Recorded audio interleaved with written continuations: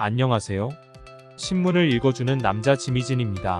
오늘은 2023년 5월 10일자 매일경제신문 문화면에 있는 내용을 읽어드리겠습니다. 자, 바로 시작하겠습니다. 제목은 피현실서 드물어 정치판 뒤엎는 여드라마 대리만족입니다. 팩트로는 미드 외교관 여성 주인공은 이 외교전서 활약하고 강력한 부통령 후보로 떠올라 대만 정치 드라마 인선지인 여성들의 치열한 선거전 다뤄 결혼 가사 분담 등 현실 고민도 입니다.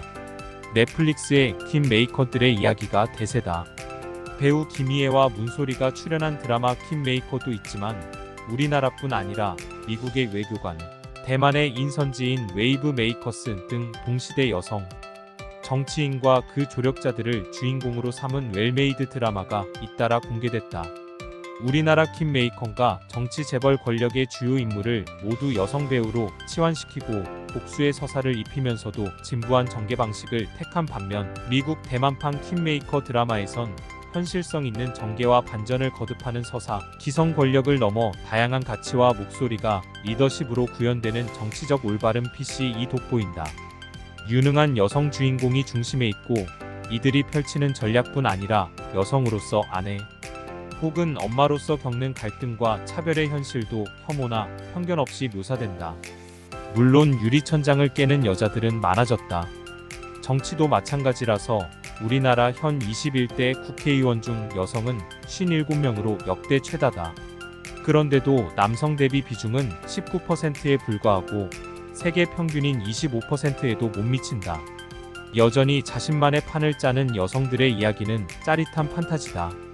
거기다 성별을 넘어 선거 캠페인으로 포장된 정치꾼이 아닌 실무에 밝고 유능한 적임자가 리더로 성장해가는 스토리까지 이중의 판타지가 펼쳐진다. 먼저 외교관 더 디플럼에 대선 유능한 외교관이자 물불 안 가리는 성격을 가진 중년의 여성 케이트 와일러가 킹이다. 케이트는 중동 문제 전문가로 아프가니스탄 대사 부임 직전 돌연 영국 대사로 내정돼 런던으로 떠난다.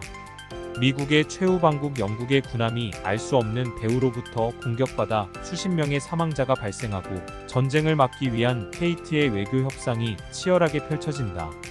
그녀를 후임 부통령 후보로 점찍고 시험대에 올린 백악관, 비서실장, 정보전쟁의 한복판에 있는 중앙정보국 CIA 런던 지부장 등의 캐릭터도 여성이고 유색인종 배우가 맡았다. 키릴이나 코르셋은 언감생심, 케이트는 늘상 검은 정장에 머리도 빗지 않은 모습이 태반인데 총명한 눈빛과 뒤지지 않는 말발로 외교가를 휘어잡는 매력을 선보인다. 여기에 로맨스 코미디 요소는 복잡한 외교 무대의 긴장감을 덜어준다. 케이트의 남편이자 선배 외교관인 헬 와일러는 든든한 지원군이기도 사기꾼 기질 다분한 사고뭉치이기도 하다. 케이트와 헬의 위태로운 결혼 생활, 그녀의 업무 파트너인 영국 외무장관 사이에 흐르는 묘한 기류도 관전 포인트다. 홈랜드, 웨스트윙, 그레이 아나토미 등 인기 미드 작가인 데버라 칸이 제작한 만큼 보는 맛을 갖췄다. 현지에선 영국 대사의 부통령 후보를 앉힌다는 설정 등 일부 현실성이 떨어진다는 등의 지적도 나온다지만 고령의 미국 대통령이나 러시아의 우크라이나 침공 등 국제 정세가 비교적 생생하게 반영돼 있다. 넷플릭스는 이 작품 공개 후 2주도 채 되지 않은 지난 2일 공식 계정을 통해 시즌2 제작을 공식화했다. 현재 공개 후 2주 연속 넷플릭스의 글로벌 톱10 영어 TV 시리즈 부문에서 1위를 지키고 있고 전 세계 84개국의 넷플릭스 톱10에 올랐다. 대만 드라마 인선지인 웨이브 메이커스, 웨이브 메이커즈는 대선 10개월 전부터 대선 당일까지 정권 교체를 꿈꾸는 공정당의 선거 캠프 홍보팀의 활약을 다룬다. 유권자의 이목을 끌고 상대당을 흠집 내려는 시도가 이어지는 치열한 선거전의 이면이 현실적으로 다뤄진다.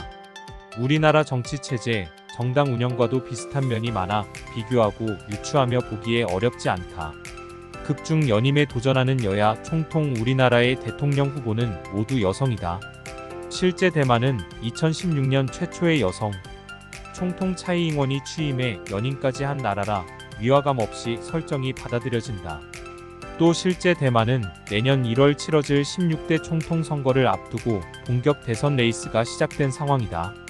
대만 넷플릭스에선 우리나라 드라마 킹메이커가 3주 연속 1위고 지난달 28일 공개된 인선지인도 3위에 올랐다.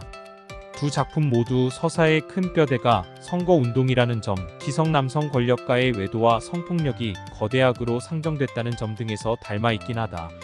인선지인의 차별점은 연령 성향 등에 있어서 다양한 여성 캐릭터를 배치하고 입체적으로 서사를 끌어간다는 데서 나온다. 이를 통해 직장 내 성폭력이나 미투 폭로, 결혼 가정의 남녀 간 가사 육아 분담, 비혼, 동성애 등 여러 고민이 비춰지고 피해자 등 약자에게도 목소리가 부여된다.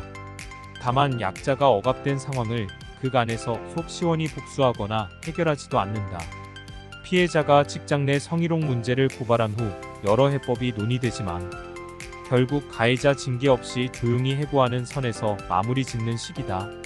인과응보의 사이다 전개보다는 현실을 묘사하는 쪽을 택한 것으로도 보인다.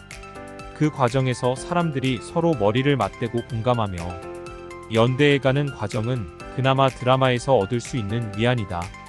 이상으로 정주원 기자님의 글입니다. 세계적으로 여성의 우먼 파워가 대두되고 있는 흐름인가 봅니다. 그렇다면 이젠 대한민국 여성들의 움직임을 보여줄 때인가 봅니다. 한국 여성의 스마트함과 세련된 대응을 기대합니다. 한국 여학생들의 선전을 기원합니다. 파이팅입니다. 오늘도 행복하세요. 내일 또 만나요 제발.